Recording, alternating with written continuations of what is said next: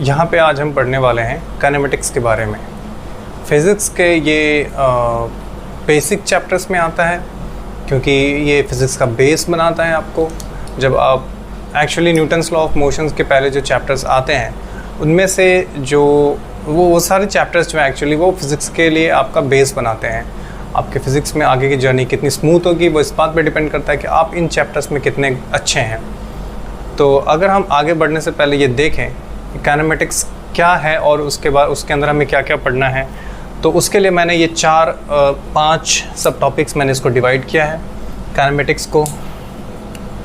जो सबसे पहला टॉपिक है वो है इसका डेफिनेशन। ऑब्वियसली क्योंकि आप किसी भी चीज़ को पढ़ने से पहले आपको ये तो पता होना ही चाहिए कि वो आखिर है क्या, डिफ़ाइन क्या करता है, तो आपको डेफिनेशन के बारे में आइडिया होना चाहिए। डिस्टेंस एंड डिस्प्लेसमेंट ये उसका अगला टॉपिक है। उसके बाद एवरेज एंड इंस्टेंटेनियस। तो एवरेज एंड इंस्टेंटेनियस के अंदर 3 सब टॉपिक्स हैं, स्पीड, वेलोसिटी एंड एक्सेलरेशन। यानी कि average speed, instantaneous speed, average velocity, instantaneous velocity, average acceleration and instantaneous acceleration. Then comes motion.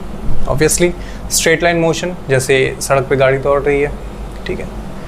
Plane motion जैसे सर्कुलर मोशन, जैसे कि एक रस्सी के एक एंड पे आप एक पत्थर को बांध के ऐसे घुमाएं तो ये एक सर्कुलर मोशन है जो कि एक प्लेन में है।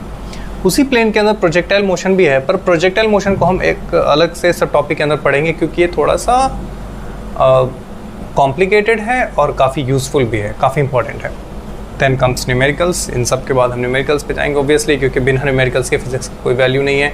थियरी आप कितने भी पढ़ ले, पर उससे अगर आप न्यूमेरिकल सॉल्व नहीं कर पा रहे हैं तो उसका कोई यूटिलिटी नहीं है उस चीज़ की। क्योंकि एग्ज़ाम में आफ्टर ऑल आपसे न्यूमेरिकल्स पूछे जाएंगे जो बेस्ड होगा थियरी के ऊपर। तो थियरी जो है वो थियरी पार्ट जो है काफ़ी क्लियर होनी चाहिए आपके दिमाग में, और उसके बाद जब थियरी क्लियर हो जाता है तो देन कम्स न्यूमेरिकल्स। उसके बाद आप न्यूमेरिकल अच्छे से कर पाएंगे, प्रोवाइडेड आपकी मैथमेटिक्स कितनी अच्छी है।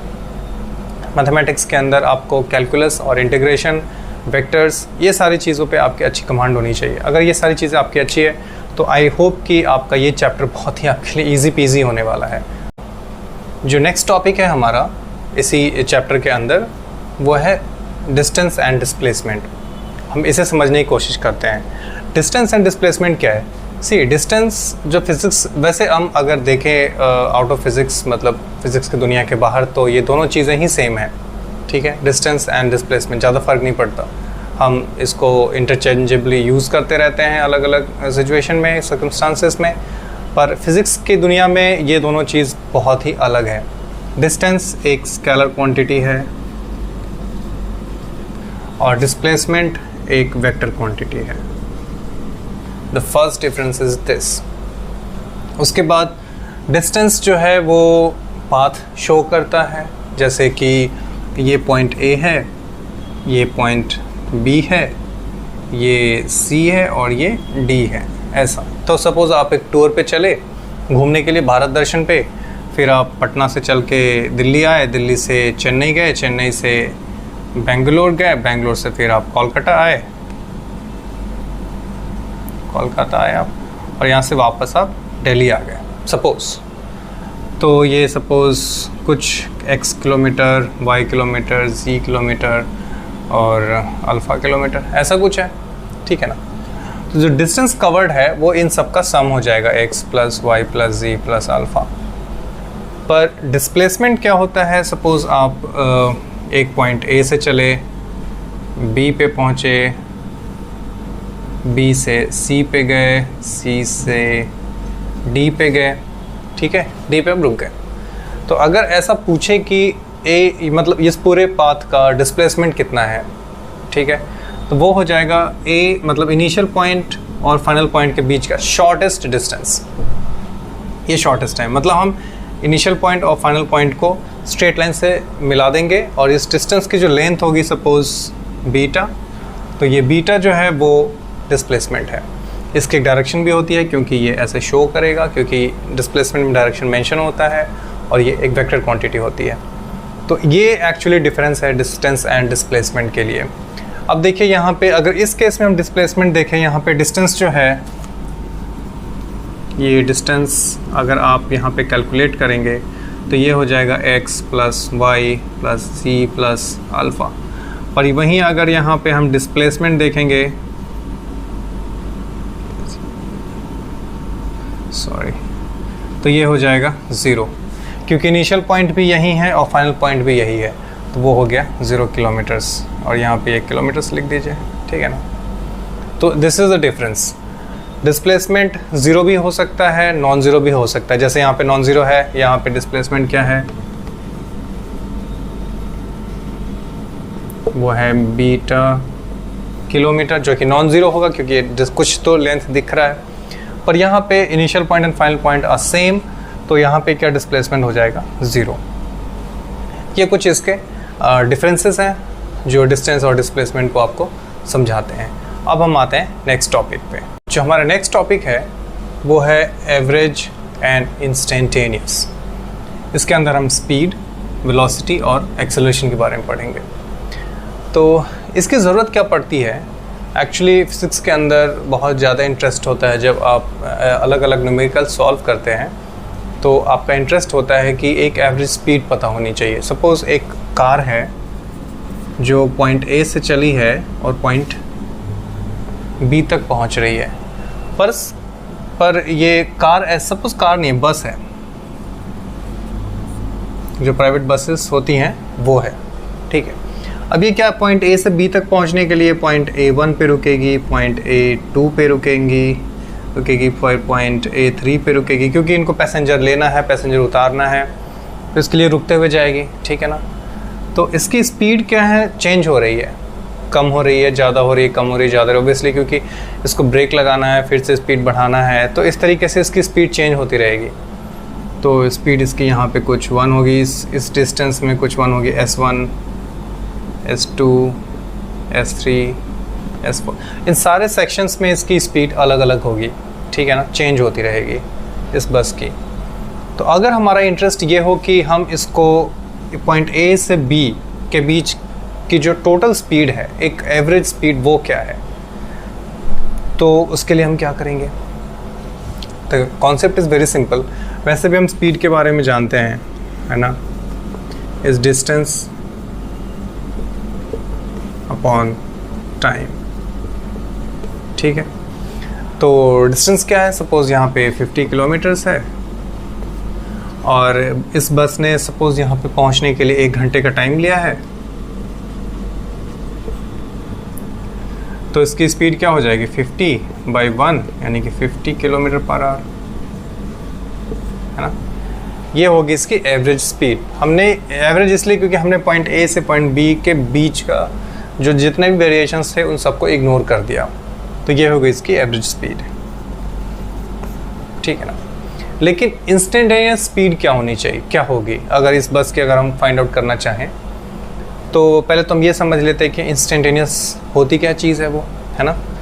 तो इंस्टेंटेनियस का तो मतलब ही आप वैसे समझ रहे होंगे कि क्या होनी चाहिए, किसी भी क्षण पे, जैसे कि पॉइंट ए से अगेन वही बस है जो पॉइंट ए से चली है और पॉइंट बी तक पहुंचना है, ये इसके टोटल डिस्टेंस है।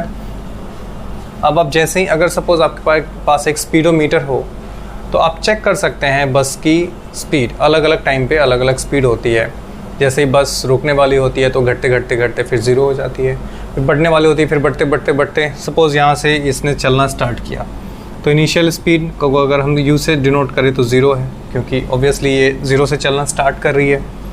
फिर बढ़ते बढ़ते बढ़ते यहाँ पे इन्होंने 70 कर दिया, 70 किलोमीटर पर आवर, और यहाँ पे इनको रुकना है, ठीक है।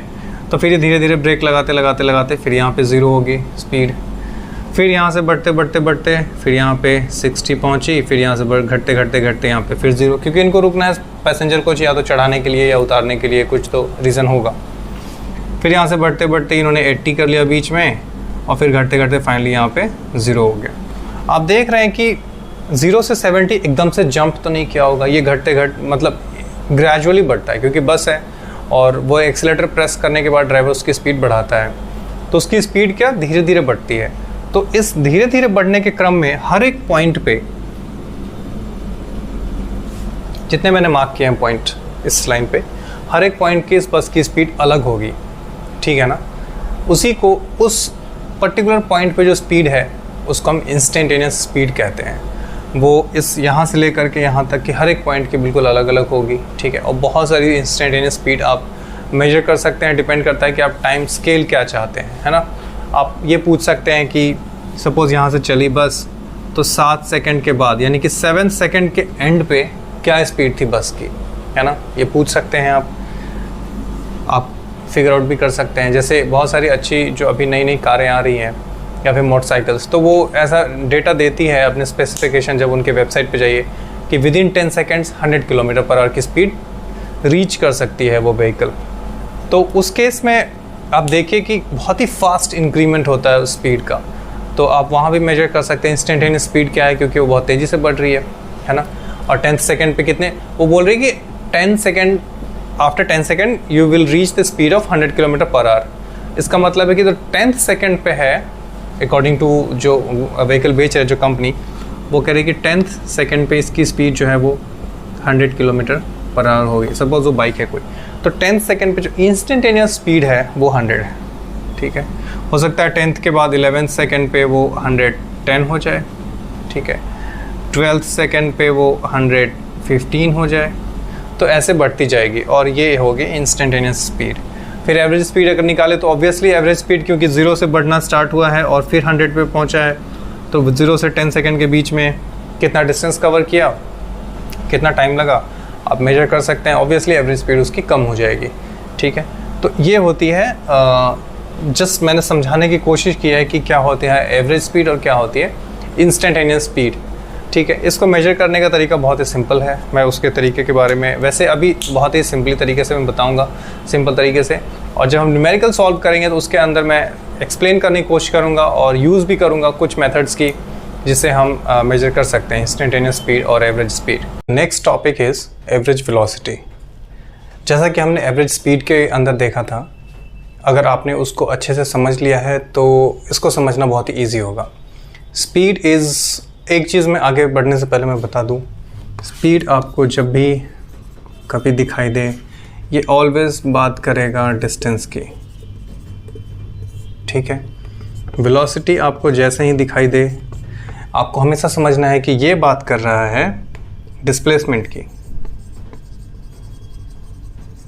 ठीक है। ये डिस्टिंक्शन ऑलवेज अपने दिमाग में रखना है, वेलोसिटी, डिस्प्लेसमेंट, स्पीड, डिस्टेंस।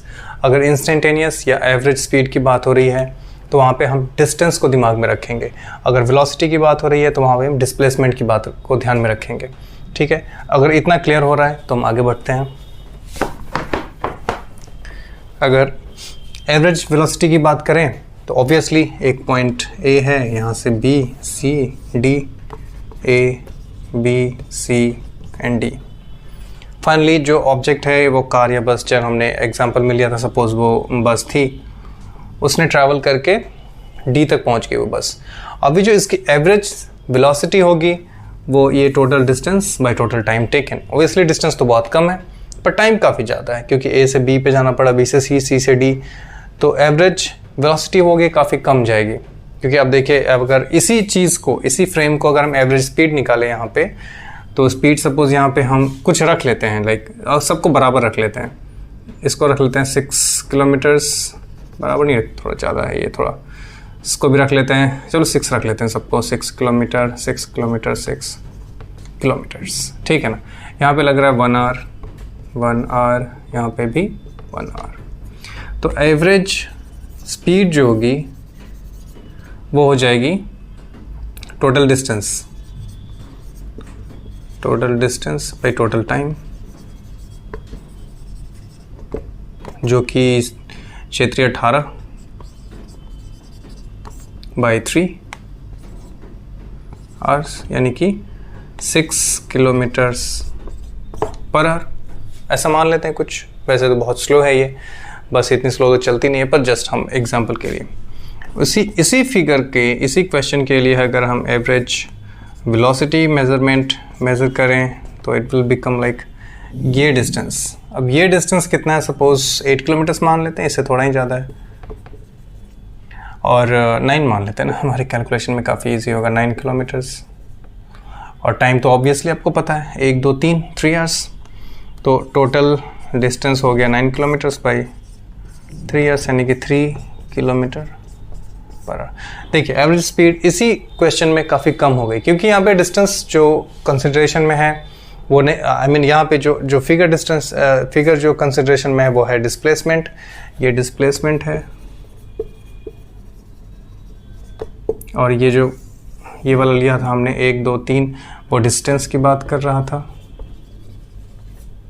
तो डिस्टेंस ऑब्वियसली ज़्यादा है और डिस्प्लेसमेंट कम है। तो इससे हमें समझ में आ जाता है कि एवरेज स्पीड एवरेज वेलोसिटी में क्या फ़र्क होता है। वेलोसिटी के केस में हम डिस्प्लेसमेंट लेते हैं और स्पीड के केस में हम डिस्टेंस लेते हैं। अगर इतना हम समझ चुके हैं तो हम आगे बढ़ते हैं इंस्टेंटेनियस वेलोसिटी के बारे में।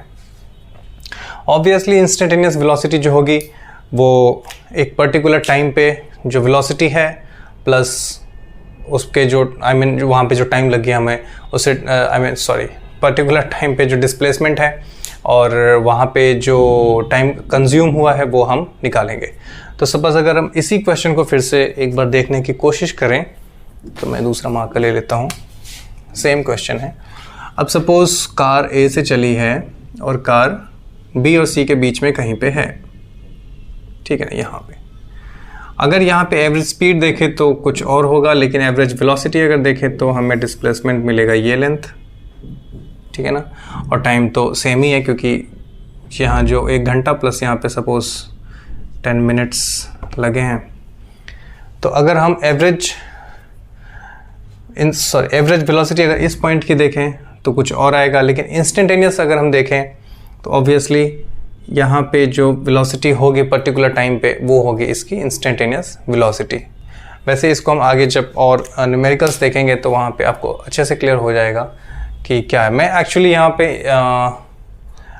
कैलकुलस और इंटीग्रेशन को अवॉइड करने की कोशिश कर रहा हूँ, क्योंकि उससे एक्सप्लेन करना बिकम्स लिटिल टफ, क्योंकि वो थोड़ा कॉम्प्लिकेट करता है बच्चों को। आई डोंट नो कि जितने बच्चे देख रहे हैं इसको उनको कैलकुलस और इंटीग्रेशन का कितना ज्ञान है, तो इसलिए मैं थोड़ा सा इसको अवॉइड कर रहा हूँ। पर जैसे हम न्यूमेरिकल्स तक पहुँचेंगे तब तक काफ़ी चीज़ इसके अंदर क्लियर हो जाएंगी, तो will deal with that question properly. अगर हम एवरेज एक्सेलरेशन की बात करें, ठीक है, तो ये हो जाएगा final velocity minus initial velocity by time, यानी कि v2 minus v1 by time t2 minus t1। अब सपोज़ कोई एक पाथ है जो ऐसे गया, ऐसे आया, ऐसे गया, फिर फाइनली यहाँ पे पहुँचा। ये point A, B, C, D, E point पे। अभी पूछ रहा है क्वेश्चन में कि इस पूरे पाथ का एवरेज एक्सेलरेशन क्या है। तो सपोज़ यहाँ पे वेलोसिटी v1 है, यहाँ पे v2 है, v3 है, v4 है, v5 है, ठीक है। टाइम जो है यहाँ पे t1 पे गाड़ी स्टार्ट हुई थी, जो कैब है हमारी, यहाँ पे टाइम t2 पे पहुँची है, टाइम t3 पे पहुँची है, टाइम t4 पे पहुँची है, t5 पे पहुँची है।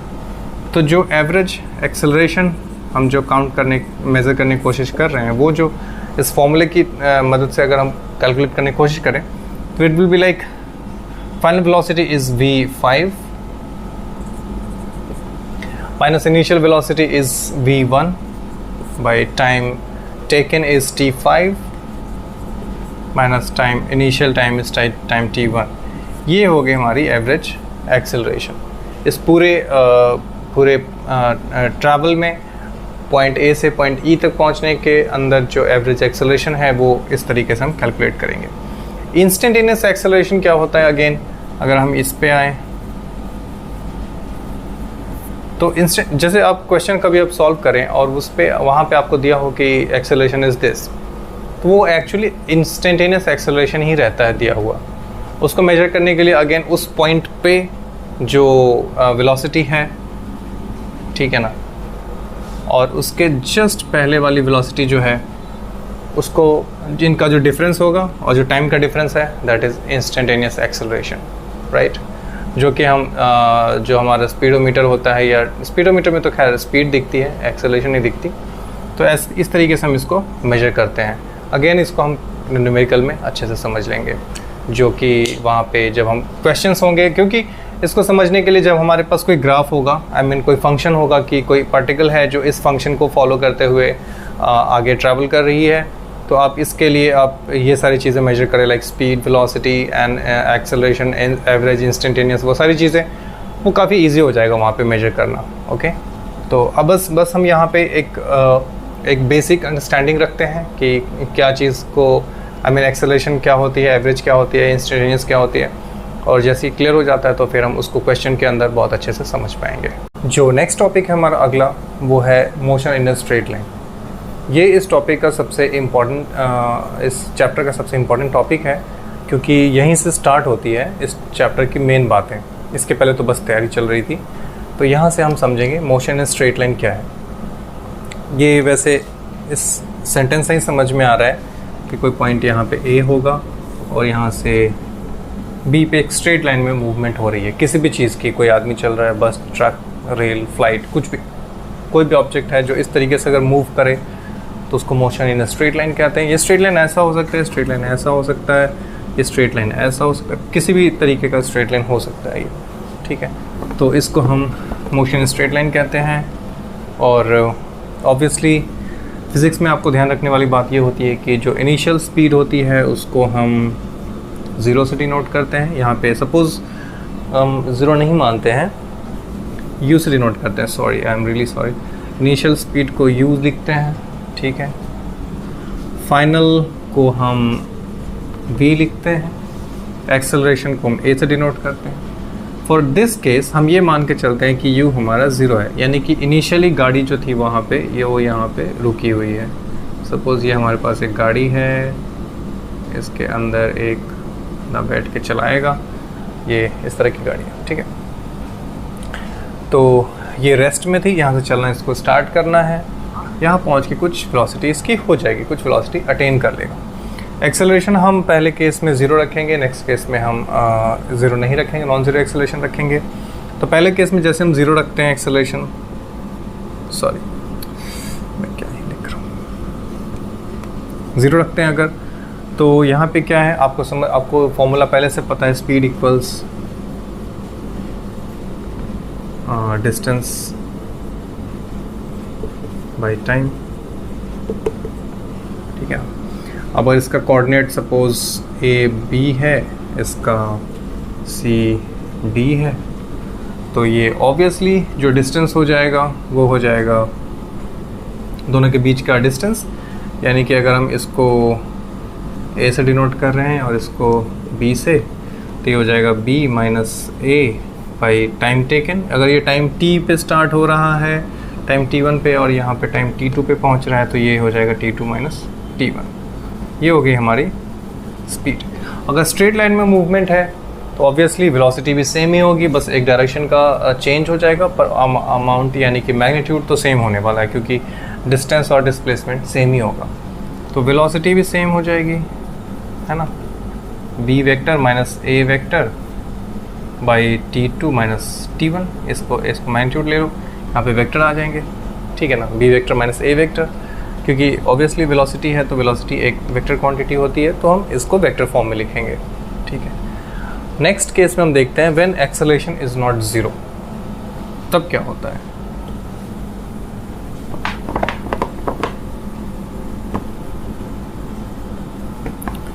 नेक्स्ट है हमारा व्हेन एक्सेलरेशन इज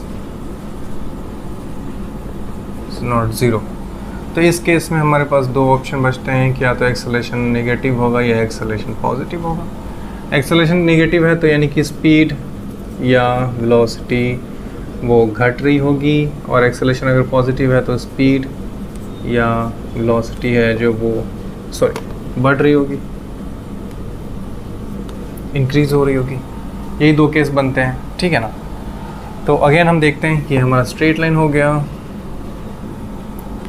ये ए पॉइंट है, ये बी पॉइंट है, और यहाँ से इन्होंने चलना स्टार्ट किया है सपोज़, तो ये यू है और ये v होगा, टाइम t1 है, और acceleration is something, non zero है एक्सेलरेशन, तो एक्सेलरेशन को हम a ही मान लेते हैं, एक्सेलरेशन जो है वो a है। अब देखिए एक्सेलरेशन का मतलब ये होता है कि अगर आपकी वेलोसिटी अभी सपोज 3 मीटर पर सेकंड है और एक्सेलरेशन अगर 2 मीटर पर सेकंड स्क्वायर है, तो अगले 1 सेकंड के बाद आपकी जो स्पीड है वो 5 मीटर पर सेकंड हो जाएगी, उसके अगले सेकंड के बाद 7 मीटर पर सेकंड हो जाएगी, उसके अगले सेकंड में ये 9 मीटर पर, मतलब एक्सेलरेशन हर बार ये जुड़ता जाएगा, इसमें ये जुड़ा, फिर यहाँ जुड़ा, फिर यहाँ जुड़ा, ऐसे। तो ये जुड़ते जुड़ते पहले इसमें जुड़ के 5 पहुँचा, 5 से 7, 7 से 9, ऐसे जुड़ के ये बढ़ता जाएगा। तो अगर हम इसको थोड़ा सिस्टमेटिक तरीके से लिखने की कोशिश करें तो इनिशियल स्पीड यहाँ पे इसका u है, अगले 1 सेकंड के बाद इसकी स्पीड कितनी हो जाएगी u प्लस a, ठीक है ना। उसके बाद इसकी यहाँ पे स्पीड कितनी हो जाएगी u प्लस a, अगेन एक एक्सेलरेशन जुड़ जाएगा, फिर यहाँ पे कितनी 1 सेकंड, हर इस ये इंटरवल 1 सेकंड का है, तो ये u प्लस a यहाँ पे हो जाएगा u plus a plus a plus a, फिर यहाँ पे हो जाएगा ये u plus a plus a plus a plus a, ऐसे एंड सो ऑन। अभी देखिए यहाँ पे इसको हम लिख सकते हैं u plus a, u plus 2a, u plus 3a, u plus 4a and so on. यहाँ से एक चीज़ समझ में आ रही है, इसको हम 1 डॉट a लिख सकते हैं, इसको 2a, 3a, 4a। अब ये 1, 2, 3, 4 जो है वो टाइम बता रहा है, ठीक है ना। 1 सेकंड के बाद, 2 सेकंड के बाद, 3 सेकंड के बाद, 4 सेकंड के बाद, वो सारी हमारे को टाइम बता दी, जिसको हम t से लिखेंगे। तो फॉर्मूला, और ये फाइनल वेलोसिटी है ना, तो फॉर्मूला v जो हो जाएगा v equals u plus a t लिख सकते हैं यहाँ से, क्योंकि u प्लस a हो रहा है, u plus 1a, 2a, 3a, 4a, ta यानी q प्लस a t, ठीक है। तो इस तरीके से हम स्ट्रेट लाइन मोशन जब होगा तो वहाँ पे हम पता करते हैं, और ये हमारा फॉर्मूला हो जाता है u प्लस a t। ये बहुत सिंपल है समझने के लिए, आई डोंट थिंक कि इसमें ज़्यादा परेशानी होनी चाहिए। अभी अगर हम जब नेक्स्ट में जाएंगे like motion in a plane, तो वहाँ पे हमारे को थोड़ी सी कॉम्प्लिकेशन आएगी। तो आगे हम अगला देखते हैं मोशन इन अ प्लेन। इस पर मैं कोऑर्डिनेट्स वगैरह ज़्यादा इनकॉर्पोरेट नहीं कर रहा हूँ, क्योंकि उससे थोड़ी सी दिक्कत हो सकती है, तो इसलिए अभी मैं काफ़ी सिंपल रख रहा हूँ, just to make you understand कि है क्या चीज़ें, हैं क्या। जैसे ही वो चीज़ें क्लियर हो जाएंगी फिर आप आराम से कोऑर्डिनेट इंक्लूड कर सकते हैं, वेक्टर इंक्लूड कर सकते हैं, डिफरेंशिएशन या इंटीग्रेशन इंक्लूड कर सकते हैं। तो उससे चीज़ें धीरे धीरे अगर कॉम्प्लिकेसी अगर बढ़ाई जाए तो अच्छा रहता है।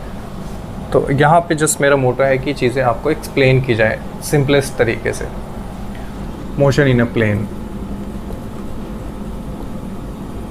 ठीक है, ये पढ़ते हैं। अभी यहाँ पे क्या है, हम एक चीज़ पर देखना चाहते हैं कि प्लेन, पहले तो प्लेन, जैसे ये बोर्ड का एक प्लेन है तो ये एक प्लेन है, ठीक है। अभी इसके पहले था कि motion in a straight line था, सीधी रेखा में कोई ऑब्जेक्ट या कोई गाड़ी या फिर ऐसा कुछ भी है जो मूव कर रही है।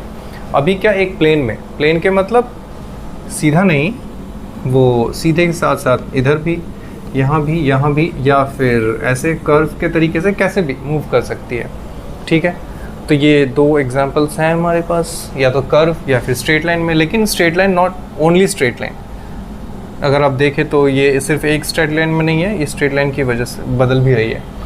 वैसे जो टॉपिक यहाँ पे है वो इसके बारे में है कि वो प्लेन में है पर स्ट्रेट लाइन नहीं है, पर ये दोनों आ सकती है, ठीक है। तो हम ये वाला देखते हैं, कर्व वाला, क्योंकि उसमें के अंदर थोड़ा ज़्यादा मज़ा आएगा। तो यहाँ पे हम एक XY फ्रेम ले लेते हैं, ये x axis, y axis. x axis के डायरेक्शन में यूनिट वेक्टर i है, y एक्सिस के डायरेक्शन में यूनिट वेक्टर j है। और ओके, अभी जस्ट इमेजिन कि आपने अपनी नोटबुक खोली, उसके कॉर्नर पे एक चींटी बैठी हुई थी, जैसे आपने खोली चींटी ने भागना स्टार्ट कर दिया, ठीक है। तो चींटी ने ऐसे भागना, या ऐसे नहीं भागती चींटी ने सपोज़ ऐसे भागना स्टार्ट कर दिया। ये चींटी का पाथ है, चींटी ने ये पाथ फॉलो किया है, ठीक है। ये पाथ फॉलो करके चींटी कहाँ जाएगी इसके बारे में तो कुछ कहा नहीं जा सकता, पर हमारा काम बन जाएगा। तो यहाँ पे एक एंट है जिसने ऐसे चलना स्टार्ट किया, ऐसे।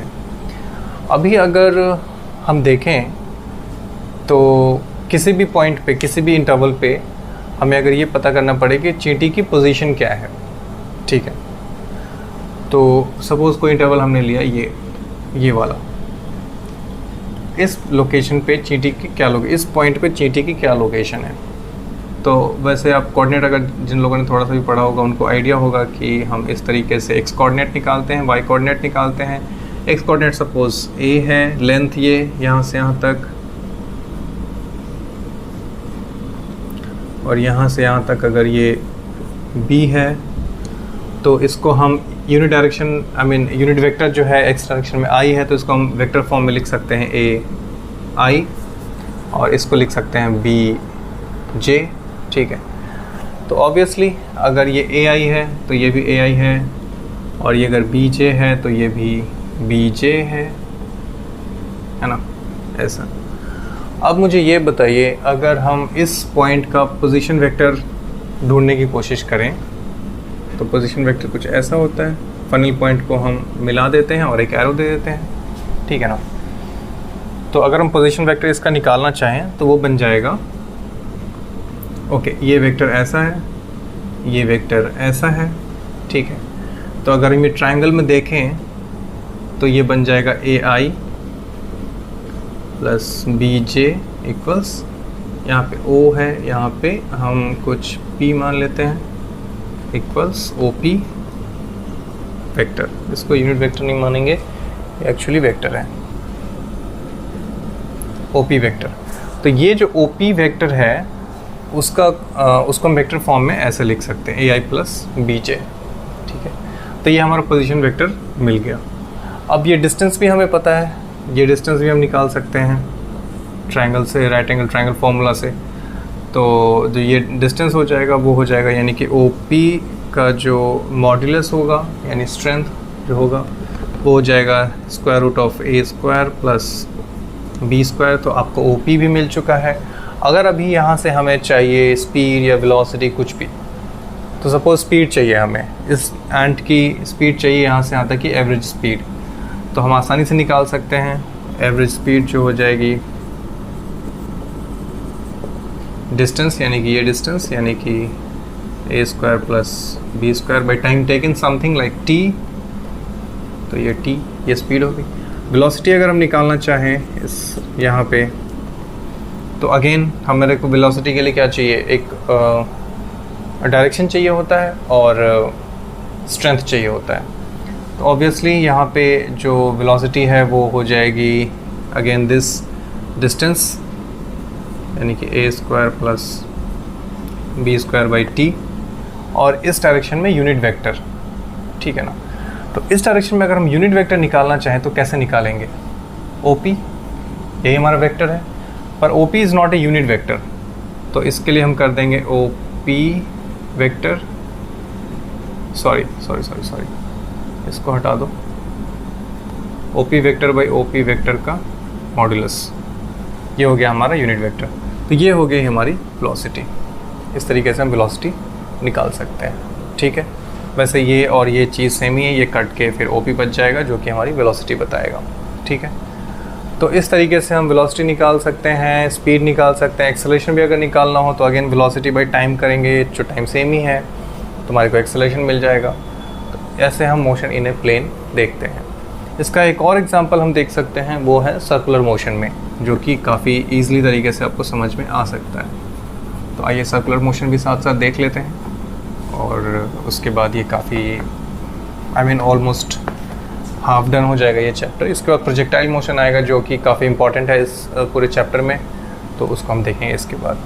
सर्कुलर मोशन की अगर हम बात करें, ये है सर्कुलर मोशन, ठीक है। ये सेंटर एक सर्कल का। अब सपोज़ एक हमारे पास स्ट्रिंग है, एक रोप है, सपोज़ उसके यहाँ पे हमने एक एंड पे पत्थर बांधा है, एक स्टोन बांधा है हमने, ठीक है। ये यहाँ पे वो रस्सी बंधी हुई है और फिर इसको हम ऐसे घुमा रहे हैं, या फिर ऐसे समझ लो कि आप एक रस्सी को एक उंगली में ऐसे लपेट के और उसके दूसरे एंड पे एक पत्थर बंधी हुई है और उसको हम ऐसे तेज़ी से घुमा रहे हैं, तो वो एक सर्कुलर मोशन में पत्थर घूमेगी, ठीक है। अब यहाँ पे हमारे को स्पीड चाहिए होती है, वेलोसिटी चाहिए होती है, सब कुछ चाहिए होता है, एक्सेलरेशन चाहिए होता है। सर्कुलर मोशन में अगर आप देखें तो आपको समझ में आएगा कि एक्सेलरेशन किधर होगा, या फिर सबसे पहले हम डायरेक्शन की ही बात कर लेते हैं, वेरियस डायरेक्शंस। अभी देखिए, अगर स्पीड की बात करें तो स्पीड में कोई डायरेक्शन होती नहीं है, तो हम वेलोसिटी की डायरेक्शन की बात करेंगे। वेलोसिटी का डायरेक्शन वही होता है जो उस पर्टिकुलर पॉइंट पे जो टेंजेंट का डायरेक्शन है। अब सपोज़ ये स्टोन ऐसे घूम रही है, इस पॉइंट पे हमें चाहिए वेलोसिटी का डायरेक्शन। तो यहाँ पे टेंजेंट अगर हम ऐसे खींचें तो ऐसा आएगा, है ना। इसको हम एरो हमने ऊपर इसलिए दिया क्योंकि स्टोन इस डायरेक्शन में घूम रही है एंटी क्लॉकवाइज, तो हमने एरो ऊपर दिया है।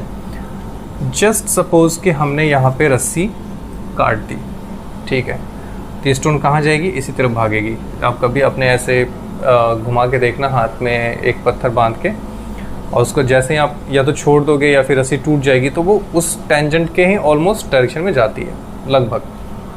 तो आप ये कह सकते हैं कि ये यहाँ से जो इसकी वेलोसिटी डायरेक्शन ये हो जाएगी।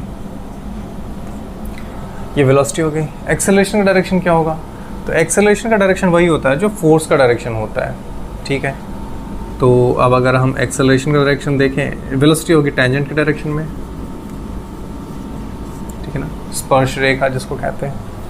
एक्सेलरेशन की अगर हम बात करें तो ये इसका डायरेक्शन होता है फोर्स के डायरेक्शन में।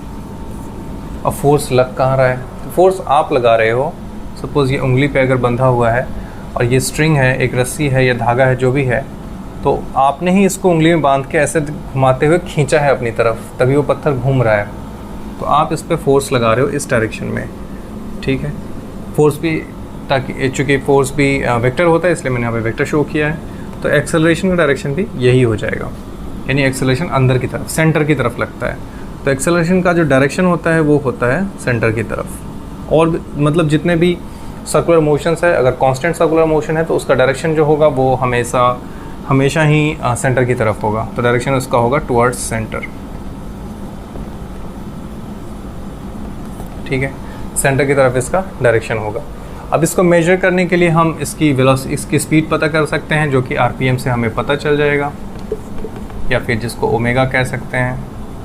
कितने राउंड्स पर मिनट लगा रही है, फिर सर्कमफेरेंस है हमारे पास, तो एक सर्कमफेरेंस का हम 2πr निकाल सकते हैं बाय टाइम टेकन, ठीक है। और इस तरीके से हम ये लेंथ निकाल करके कितना टाइम है उसको हम डिवाइड करेंगे तो स्पीड आ जाएगी। स्पीड के साथ हमने अगर जैसे ये वेक्टर लगा दिया तो वो वेलोसिटी दे देगा, और अगेन टाइम से डिवाइड किया तो वो एक्सेलरेशन दे देगा, ठीक है ना। वैसे एक्सेलरेशन के हमारे को एक्सेलरेशन के लिए होता है F। अगर हम देखें इस सर्कुलर मोशन में तो F इक्वल्स होता है mv²/r, ठीक है, ये होता है हमारा एक्सेलरेशन। तो यहाँ से अगर A निकालना चाहें, F इक्वल्स ma होता है न्यूटन्स के सेकंड लॉ से। ये सब न्यूटन्स के सेकंड लॉ, न्यूटन्स लॉ में हमारे को पढ़ना है डिटेल से, पर फिर भी मैं यहाँ पे थोड़ा बताने की कोशिश कर रहा हूँ। तो mv²/r, F इक्वल्स हो जाएगा ma इक्वल्स mv²/r, m से m कैंसिल हो जाएगा, a इक्वल्स v²/r। ये एक्सेलरेशन का फॉर्मूला हो जाता है। अगर हम इसको कैलकुलेट भी करेंगे तो सेम चीज़ आएगी जो हम आगे देखेंगे, ठीक है, ओके। ये हमारा मोशन इन अ प्लेन हो जाता है। अभी इसके बाद हम जाएंगे प्रोजेक्टाइल मोशन में, जो कि इसी का एक सब टॉपिक कह सकते हैं, क्योंकि वो भी जब प्रोजेक्टाइल मोशन में हम किसी चीज़ को फेंकते हैं तो वो भी एक प्लेन में मूव करता है। तो नेक्स्ट टॉपिक हमारा प्रोजेक्टाइल मोशन होगा। ओके, आगे बढ़ते हैं और देखते हैं हम इस चैप्टर के लास्ट टॉपिक को, जो कि है प्रोजेक्टाइल मोशन।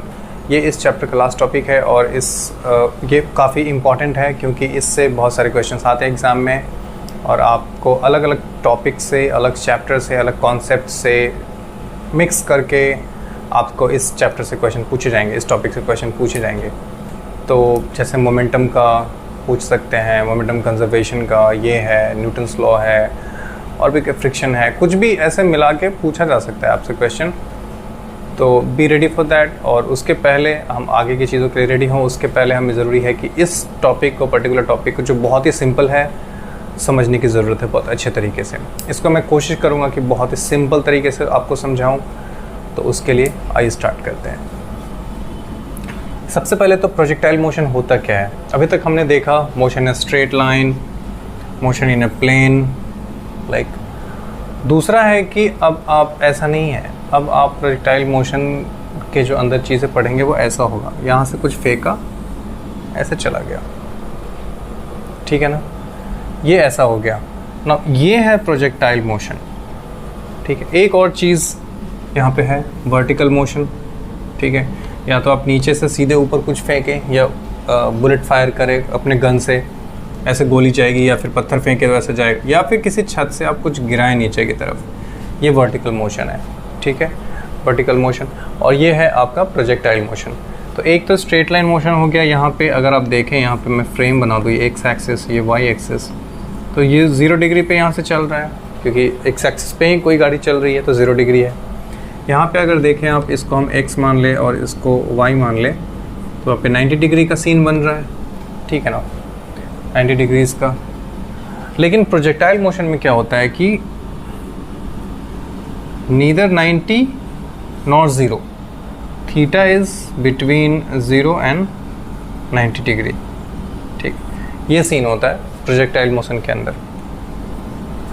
तो इसी के बारे में हम पढ़ेंगे कि अगर सपोज़ हम ना ही तो सीधा ऊपर फेंके, ना ही ज़मीन पे कोई चलाएं, किसी एंगल पे किसी चीज़ को फेंके, अगर 45 degree, 30 degree, 15 degree, 10 degree, 60 degree, किसी भी चीज़ पे, किसी भी एंगल पर हम एक पत्थर को फेंके, तो ऑब्वियसली वो ऐसे जा कर के फिर ज़मीन पे आ जाएगी नीचे।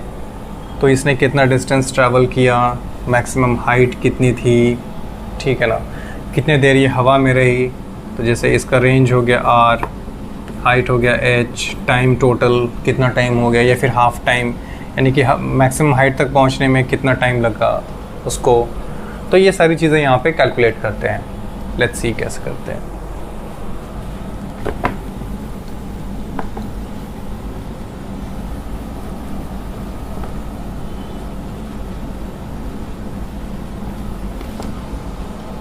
सपोज़ आपने एक, ये आपका सरफेस है, ग्राउंड है, यहाँ से एक कुछ एंगल पे आपने कुछ फेंका है ऐसा, द एंगल इज थीटा।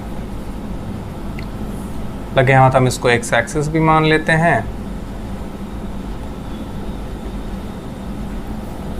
इसको वाई एक्सिस भी मान लेते हैं, और ये जो एंगल है वो थीटा एंगल पे एक पत्थर फेंका गया है। ये सपोज मैक्सिमम हाइट जो अटेन कर रहा है वो h है, मैक्सिमम लेंथ जो डिस्टेंस कवर कर रहा है वो r कवर कर रहा है, ये ठीक है ना, ऐसा कुछ है।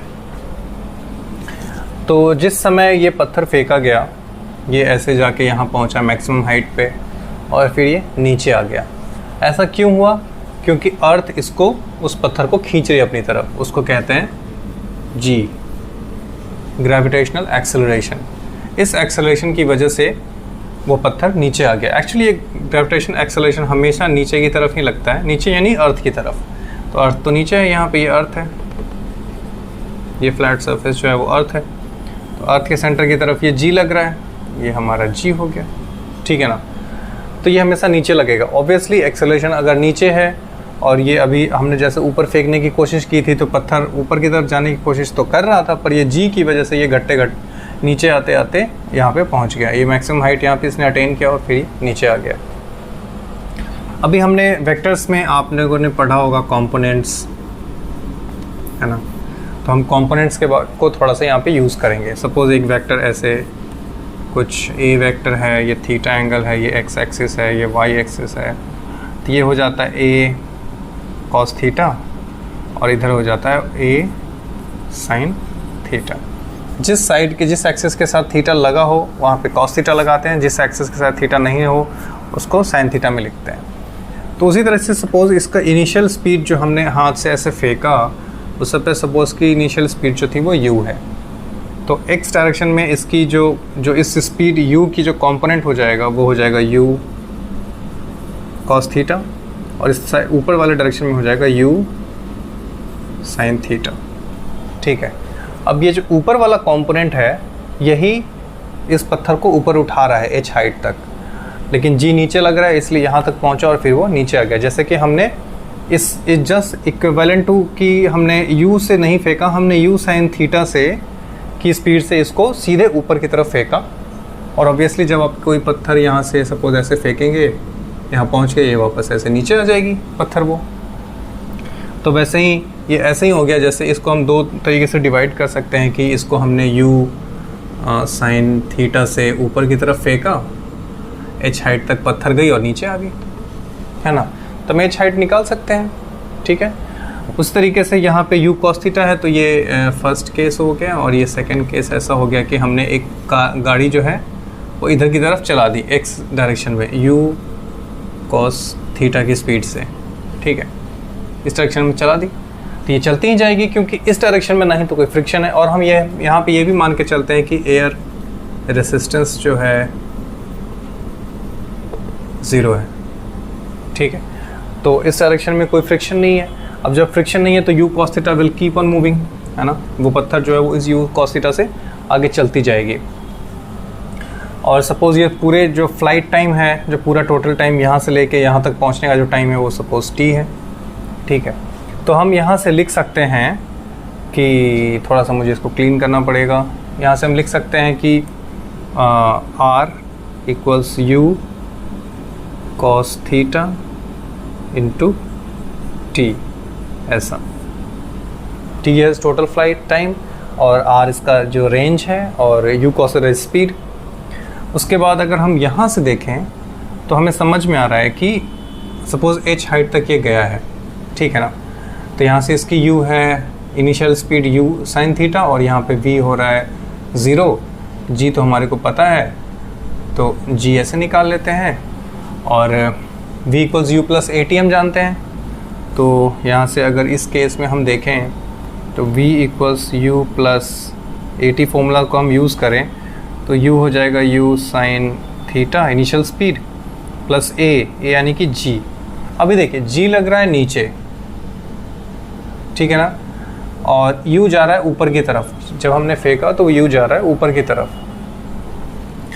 तो अगर हम इसको एक यहाँ पे फ्रेम बना लें ऐसे, ऊपर वाले डायरेक्शन को हम पॉजिटिव मान ले, नीचे वाले डायरेक्शन को हम नेगेटिव मान ले, तो g हो जाएगा नेगेटिव क्योंकि g नीचे की तरफ लग रहा है, और u हो जाएगा पॉजिटिव क्योंकि u ऊपर जा रहा है। तो यहाँ से हम इसको घटा के माइनस g और t लिखेंगे। t कितना होगा? t देखिए, t जो है वो ये आधा, ये एक्चुअली जो मैक्सिमम हाइट होती है वो मिड में होती है, बिल्कुल ही r के हाफ में, मतलब r/2 पे ये मैक्सिमम हाइट होगी। तो ये ऑब्वियसली यहाँ तक पहुँचने में t/2 लगना चाहिए और यहाँ तक पहुँचने में t/2 लगना चाहिए। ठीक है, तो यहाँ पे हम लिख सकते हैं g/t/2। ये हो गया हमारा v। v कितना है? 0, क्योंकि यहाँ पे आके ऑब्जेक्ट यहाँ पे रुकेगी और फिर वो नीचे आएगी, तो v इज़ 0। तो यहाँ से हम देख सकते हैं कि u sine theta equals g/t/2। तो यहाँ से हम t निकाल सकते हैं, जो t बन जाएगा हो जाएगा 2u sine theta by g।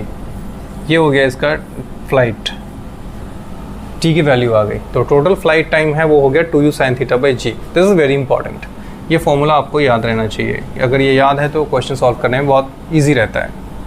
अब हम जब t पता चल गया तो हम r निकाल सकते हैं, बिकॉज r इज़ दिस। तो r क्या हो जाएगा यहाँ पे? u cos theta into T. तो u cos theta into T का मतलब 2u sine theta, 2u sine theta by g। अब देखिए यहाँ पे 2 है, u है, तो आप u स्क्वायर कर लीजिए और 2 sine theta cos theta by g लिखेंगे। और आपको पता है कि 2 साइन थीटा cos थीटा होता है साइन 2 थीटा, तो ये हो जाएगा u square sine 2 theta by g। ये होगी वैल्यू r की। तो हमारे को रेंज भी मिल गया, टाइम भी मिल गया। अब हाइट निकालना है, तो हाइट इज़ वेरी इजी। निकालने के लिए आप इस h को निकाल सकते हैं आसानी से। तो उसके लिए मैं यहाँ पे थोड़ा सा स्पेस बना लेता हूँ, और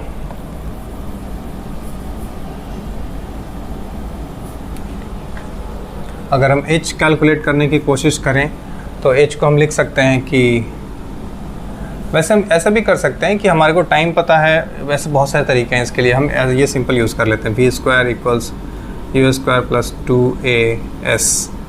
ठीक है, ये वाला फॉर्मूला हम यूज़ करेंगे। तो v यहाँ पे क्या हो जा रहा है भाई? 0।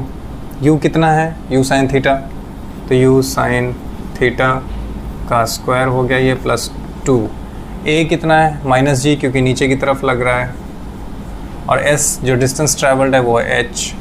तो ऐसा हो गया, ये वाला माइनस इधर आके प्लस हो जाएगा, यानी कि 2gh equals u square sine square theta, यानी कि h equals u square sine square theta by 2g। This is your h, यानी कि मैक्सिमम हाइट।